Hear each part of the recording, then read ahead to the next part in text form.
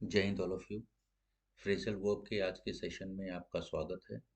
Phrasal verb series by knowledge army, जिसमें हम रोज आपके लिए 5 फ्रेजल वर्ब्स की एक सीरीज लेकर के आते हैं, एक डोज लेकर के आते हैं। तो बिना समय गवाए चलिए आज का जो हमारा सेशन है फ्रेजल वर्ब्स का, उसे स्टार्ट करते हैं। आज की हमारी जो पहली फ्रेजल वर्ब है वह है अप्रोक्सीमेट टू। अप्रोक्सीमेट टू जो फ्रेजल वर्ब है, अगर हम इसकी मीनिंग की बात करें तो इसका इस्तेमाल हम लोग कभी भी अनुमान लगाने के लिए या नज़दीक होने के लिए करते हैं। यानी अगर हम कभी भी बात कर रहे हैं और हम बात कर रहे हैं किसी एक पर्टिकुलर सिचुएशन की, किसी भी एक पर्टिकुलर खास नंबर की, किसी अमाउंट की, मात्रा की, संख्या की, या किसी सिचुएशन की अगर हम बात करते हैं और वहां पर हम कोई भी अनुमान या किसी चीज के नजदीक होने की, यानी ऑलमोस्ट सेम होने की बात करते हैं कि यार ये चीज तो बिल्कुल वैसी की वैसी है जैसी वो थी, तो उसके लिए हम लोग अप्रोक्सीमेट टू फ्रेजल वर्ब का इस्तेमाल करते हैं। यानी to be almost the same, to be almost the same as a particular number or amount or a particular situation, उस कंडीशंस में हम approximate to का इस्तेमाल करते हैं। एग्जाम्पल अगर हम देखें, this figure approximates to the total population of western Europe, यानी ये जो फिगर है, चाहे 10, 20, 25, 30, 40 करोड़, यह अनुमानित यानी तकरीबन तकरीबन सेम है यूरोप की, वेस्टर्न यूरोप की पॉपुलेशन के। तो अप्रोक्सीमेट टू जो हम यूज करते हैं उसका इस्तेमाल किया जाता है जब कभी भी कोई भी खास नंबर, संख्या, सिचुएशन ऑलमोस्ट सेम हो किसी दूसरी नंबर, संख्या या सिचुएशन के। आज का हमारा सेकंड फ्रेजल वर्ब है आर्ग्यू आउट। आर्ग्यू आउट दोस्तों इस्तेमाल करा जाता है बहस करने के लिए, बहस करने के लिए, आर्ग्यू करने के लिए, डिस्कस करने के लिए।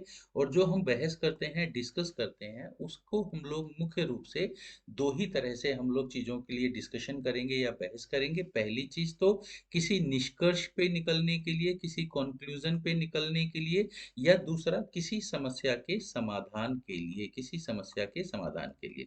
तो आर्ग्यू आउट जो फ्रेजल वर्ब है, जब कभी भी इसका इस्तेमाल किया जाए तो इसका इस्तेमाल बेसिकली दो जगह पे किया जाएगा, बहस के या डिस्कशन के रूप में, जब हमने कोई निष्कर्ष निकालना है या किसी समस्या का समाधान करना है। जैसे to argue about or discuss every part of something in order to make a final decision। कोई अंतिम जो हमारा डिसीजन है, जो निष्कर्ष है, जो कंक्लूजन है, निर्णय है, उस तक पहुंचने के लिए हम लोग आर्ग्यू आउट का इस्तेमाल करते हैं। जैसे they had spend months arguing out the details of divorce.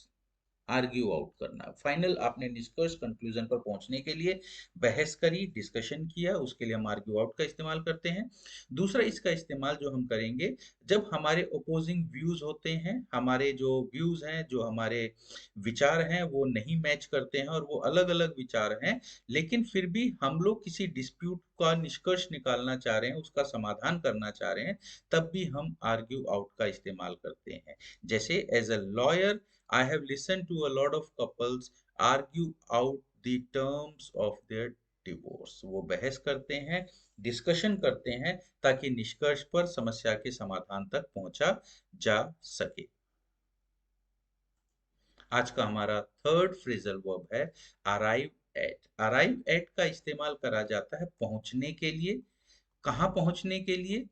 किसी प्लेस पर, किसी स्थान पर अगर आप पहुंचते हैं तब भी हम अराइव एट का इस्तेमाल करते हैं, या किसी निष्कर्ष पे आप पहुंचते हैं, कंक्लूजन पे पहुंचते हैं, तब भी फ्रेजल वर्ब अराइव एट का इस्तेमाल किया जाता है। यानी कहीं भी अगर arrive at phrasal verb use हो रहा है तो वहां पर बेसिकली दो स्थानों पे इसका इस्तेमाल होता है। किसी स्थान पर पहुंचने के लिए, to reach or come to some place, because of the snowstorm we arrived at, हम एक स्थान पर पहुंचे, we arrived at the airport 3 hours late, हम 3 घंटे बाद जो है एयरपोर्ट पर पहुंच पाए। दूसरा इसका जो यूज होता है अराइव एट का, वो यूज किया जाता है किसी कंक्लूजन पर, जो है किसी डिसीजन पर, किसी निष्कर्ष, किसी निर्णय पर पहुंचने के लिए। I think you are right, but how did you arrive at that answer, आप इस निष्कर्ष पे, इस निर्णय पे आप यहाँ तक किस तरह से पहुंचे। तो ये हमारा आज का थर्ड फ्रेजल वर्ब था। आज का हमारा जो फोर्थ फ्रेजल वर्ब है वो है आर्स अबाउट या आर्स अराउंड, भी इसके लिए हम लोग यूज करते हैं। आर्स के साथ में हम लोग अबाउट या अराउंड दोनों का ही इस्तेमाल करते हैं। इसका जो यूज होता है वो यूज किया जाता है जब हम खाम खा टाइम वेस्ट करते हुए, खाम खा की जो है अनइम्पॉर्टेंट चीजें करते हुए घूमते हैं, भटकते हैं इधर उधर। यानी जब आप कभी भी किसी भी व्यक्ति को, किसी बच्चे को, किसी पुरुष को, महिला को देखते हैं कि वो कोई काम धंधा तो कर नहीं रहा है लेकिन अपना समय बर्बाद करते हुए छोटी मोटी इस तरह की जो है हरकतें करते हुए घूम रहा है, तो उसके लिए हम आर्स अबाउट या आर्स अराउंड का इस्तेमाल कर सकते हैं। हमने हमेशा देखा है, हमारे बड़े हमारे को सुझाव देते हैं, स्टॉप आर्सिंग अबाउट, यानी इधर उधर भटकना, घूमना बंद करो and get back to your work, और अपने काम पर लग जाओ। आज का हमारा जो फिफ्थ फ्रेजल वर्ब है वो है एस्क्राइब टू।